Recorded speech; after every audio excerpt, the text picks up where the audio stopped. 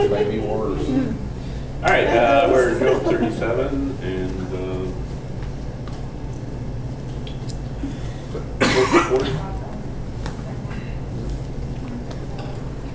14 through 14 to the end.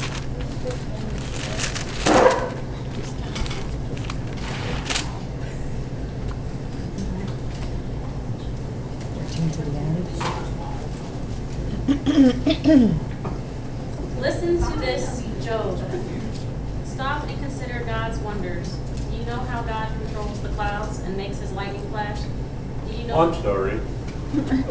We're in 36.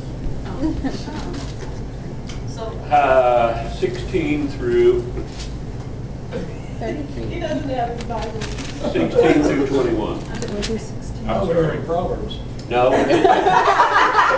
I don't have my Bible, so I'm lost. No, it's 27 through 22 to 26. 22 to 26. okay. I'm sorry. God is exalted in his power. Who is a teacher like him? Who has prescribed his ways for him or said to him, you have done wrong?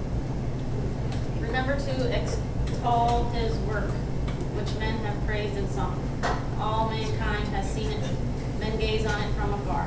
How great is God beyond our understanding. The number of his years is past finding out.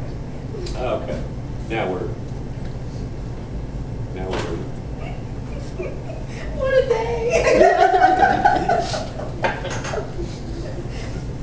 Okay. I'd like to add something, whatever you took. I didn't. I didn't God- get it so I could count them out. God is exalted in his power, and who is a teacher like him? How powerful is God? All powerful. All powerful. How powerful are we? Not so much. Not so much. How powerful is the atomic bomb? Pretty bad. How many people did it kill? It done the job. What? It done the job. It wiped out, the first one wiped out Hiroshima, and the second one wiped out Nagasaki. Okay. There was a tornado went through Moore, Oklahoma a couple weeks ago. How powerful was it? F5. Huh? I said it was an F5, I think, or whatever. 200 mile an hour. 17 atomic bombs.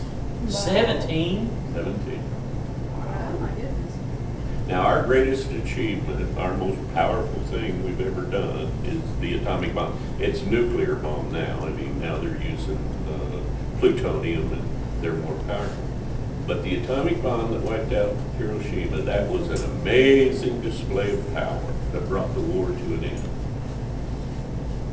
In 15 minutes, a couple weeks ago, one of God's tornadoes went through Moore, Oklahoma, and it was 17 times more powerful than that atomic bomb. And we look at his power and we look at our power, and it ought to diminish us. It ought to humble us. We ought to say, maybe we're not as special as we think we are in our eyes. Well, they said it even pulled the grass up. Yeah. It shot green wheat straws through telephone poles.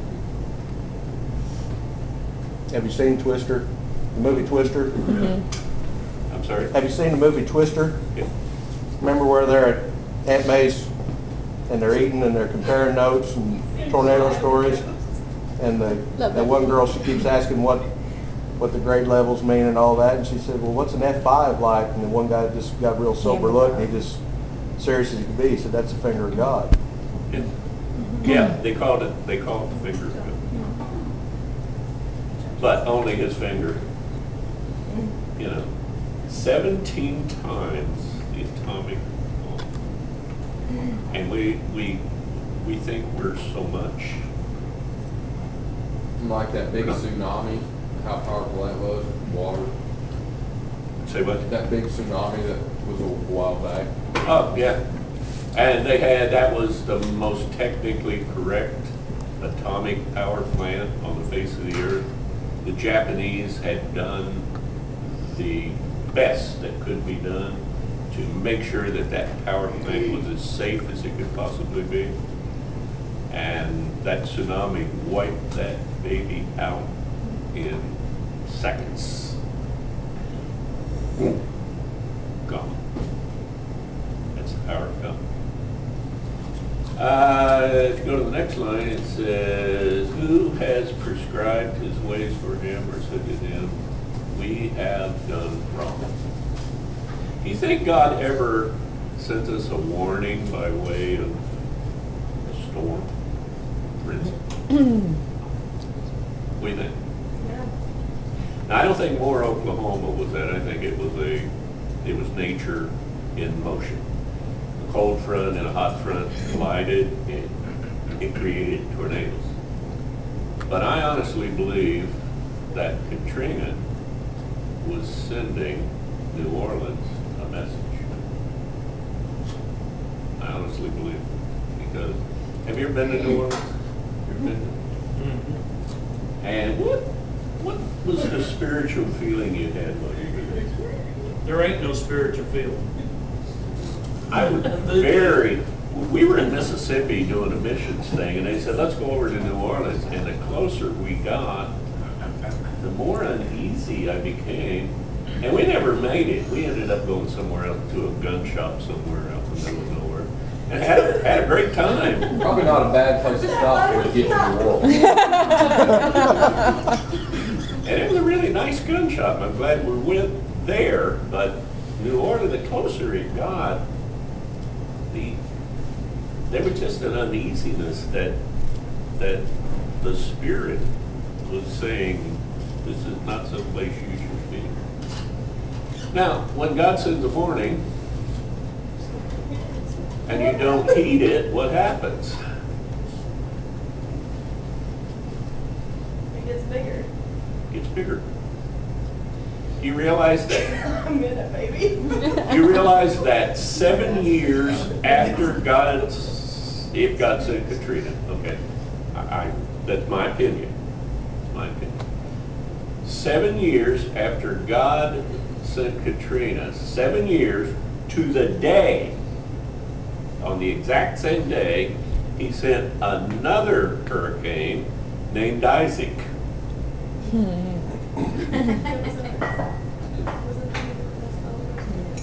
What do you think about that?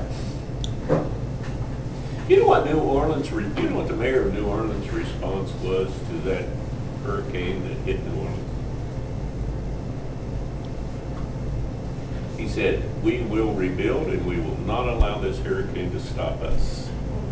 And they brought in generators from all over the nation and cleaned up a hotel so that they could have their planned convention at this hotel by generators that were supplied by surrounding states all over the nation. So they could have their convention and not allow Katrina to stop them. You know what the convention was? It was the porn star convention. And the entire convention, after you arrived and got indoors, the entire convention was a nudist convention with all the current porn stars. I couldn't think that one. I'm glad I waited to now to tell you. In all seriousness. It really had. I thought they canceled it. I was gonna go. If God sent it, if God didn't send it, what should my response be if something like that happens? We're going to have our porn convention anyway? Or should it be, maybe there's a message here somewhere? I'm being serious, I promise. To add to that story, Isaac, you were completely knocked out our power, the hurricane in Indiana. And we had to bring in, we were having it was the day Austin and Emma were both being baptized. And so everybody would cancel it because, there was stuff in the road and there was no electricity. And So we brought in candles and we ate cold ham, but we had a baptism and it didn't stop us. Okay. But was it raining during the baptism? It's just windy, wasn't It it? was an indoor one Oh, because was it it was indoor? whatever month it was. But yeah, I mean, there's a lot of things that. You know, sometimes God is I'm not in a position saying, to expound on that, but there it is. sometimes God is saying, look at what you're doing here. And he sends a warning. Now, not every tornado is a warning, not every hurricane is a warning. Some of them just flat out are acts of nature, are the interaction of the atmosphere. But sometimes, I mean, when that second one came, it's like it had eyes. It was aimed at New Orleans and smacked it right on the same day, 7 years later. It was named Isaac. Maybe sometimes we ought to stop and say, where am I at? And what's going on here? Do I need to do something different? We were saying that when I said the same thing about Moore. I said, I'm not at all saying they did something wrong or something, not saying that in the least, but Jordan and I were talking about how the Bible says that, weather patterns will change and this will happen and this will happen, and some things are meant to get your attention. And I didn't watch every second. I watched a lot of it. I didn't turn channels and watch Fox News versus whatever, but I don't remember hearing a lot of people saying anything about the power of God. And again, I don't think that was a warning, but I just wonder how much it will take for everybody else in the world to say, oh, that was God. I mean.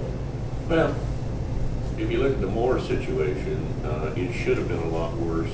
More people should have gotten killed. There were all these miracles that happened where people didn't get killed. And so I think God was watching over people in that situation more than he was trying to send a message. I mean, you can look at the end results and kind of see why it started. You can look at what's the old saying? Hindsight is 20/20. Sometimes you can look back and see more clearly what happened in the beginning. Well, the end result in Moore was nothing like the end result in Katrina? Louisiana. Okay. Remember to extol his work, which men have praised in song. All mankind has seen it. Men gaze on it from afar. How great is God, beyond our understanding. The number of his years are past finding out. I think one verse it says God is eternal. What's eternal mean? Never ending. Huh? Never ending. And exactly right. Living forever, Hmm? living forever, Never beginning. never beginning. No beginning, no ending. He's eternal. It's like a circle. Where does the circle start? I started here, or a ball. It's a ball. Where does the surface of the ball start and where does it end? That's the way God is. He's always ever been there. And we can't conceive of that because everything in our existence has a beginning and has an end. The gardening season has a beginning and it has an end. We're at the beginning, and this fall we don't have an end. And our seasons are the same way. Our lives are the same way. Everything about us is finite. Everything about us is measurable. When you look back on my years, you'll see that I had 96 years, 12 months, and 13 days, and 9 hours, and you can measure the length of my life. And so we look at God and we say, how can it be? And we won't understand that until we enter into his kingdom and become eternal like he is. And then it'll be understandable. People are always saying, well, how can he be 3-1, or how can he be eternal, or how can he never have started and is never going to end? We can discuss it. Books have been written about it by the thousands. Hundreds of thousands of words have been displayed. I've read all kinds of examples, and some of them are pretty cool, but none of them really say this is how it is and don't leave any questions. There's always that question in our mind, how can there be no beginning? How can there be no end? God is not something we can understand in this body. And I think he wants it that way. Why would he want it? That makes your faith stronger. Hmm? Makes your faith stronger. Right, our faith grows if we have to depend on the unknown. What does Hebrews 7 say faith is? Faith is the evidence of things not seen. Faith is the evidence of things not seen. As our faith grows, God becomes more real even though we can't see him. And so we have to lean on that. If faith was not required, what would our relationship with God be like? Be pretty thin. Yeah, we wouldn't need him, would we? Okay, I'm going to buy a car. It costs $22,000. I have $30,000. I pay cash for it. What is my relationship to the bank like? I have a relationship with the bank. I don't have to ask them for money. I don't have to send them a payment. Right? Now, I don't have any money, but I need a car. Right? And it's $22,000. What's my relationship with the bank like? Servitude. Miserable. I depend on them. I have to go and ask. I have to do what needs to be done for them to say, yes, I'll give you the money. And I have this 4-year, 3-year, 5-year relationship with the bank. And every month we have some communication. I send them a check. They send me a notice that I need to send them a check. And we have this relationship. What's the same way with God? If I believe my garden's going to take care of me, I'm not going to depend on God that much for green beans. Am I? But if I believe God gave me my garden, and God gave me the green beans, and God will give me the harvest, when I plant green beans, I pray for them. If you drive by and I'm planting green beans, I'll be out there talking to myself. That's what you'll think. But I pray that God bless the green beans. I pray that God will bless the tomatoes, the potatoes. And he does.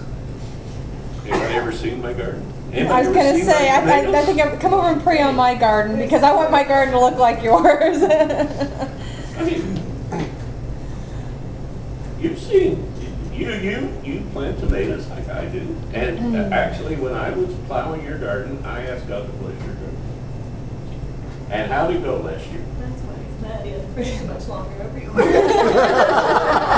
I prayed for yours too. An hour or two. You just have to give them away. Hey, he prayed for weeds for yours.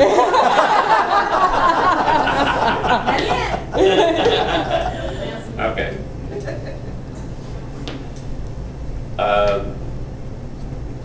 If we didn't have faith, we wouldn't have the relationship with God that we have now. If we didn't need faith, we would be God. If we had all the answers, we wouldn't have to ask God any questions, and our relationship with God would just fizzle down to nothing. When are we closest to God? When times are good? When times are bad? And I honestly believe that I've had a lot of bad times in my life because I wandered off and left him behind me and didn't maintain the communication, and didn't maintain my, didn't humble myself before him, and didn't exalt him in whatever I was doing, whether it was planting tomatoes or making wine. I didn't exalt him. And then He had to do something to get my attention and bring me back to the foot of the throne. And that wasn't his fault. That was mine. Okay? And sometimes we find ourselves in that situation. Now, not every bad thing that happens in your life is a Katrina.